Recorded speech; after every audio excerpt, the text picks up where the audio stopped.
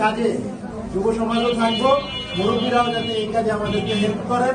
সেই সাথে আপনারা জানেন 12ই ফেব্রুয়ারি আসছে ত্রয়োদশ জাতীয় সংসদ নির্বাচন। সেই নির্বাচনে জামাত এনসিপি সহ 11 দলীয় যে জোট, সেই জোট থেকে নারায়ণগঞ্জ 4 আসনে আমাকে সংসদ সদস্য পদে মনোনীত করা হয়েছে। তো আমি সংসদ সদস্য পদপ্রার্থী হিসেবে শাপলাকলি মার্কা, আপনারা তো জানেন শাপলাকলি মার্কায় আপনারা সবাই ভোট দিবেন। আপনারা সবাইকে ভোট দিতে বলবেন, অনুরোধ করবেন, আমার পক্ষ থেকে রিকোয়েস্ট করবেন, জুবাইর সর্দারের পক্ষ থেকে রিকোয়েস্ট করবেন।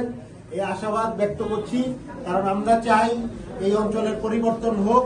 এই অঞ্চলের পরিবর্তন হওয়াটা আমাদের প্রাণের দাবি। আমরা যারা ইয়াং জেনারেশন, তারা আমরা সারা দেশে মুখ দেখাতে পারি না।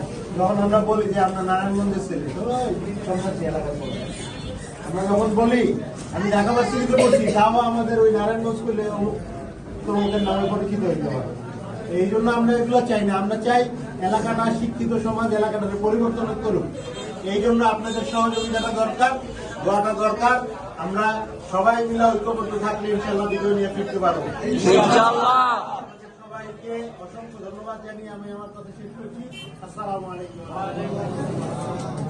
ধন্যবাদ সবাইকে। আমাদের এখানে তো জানেন এই সেলিম সরকার মামা আছে, তারপর কলার মামা।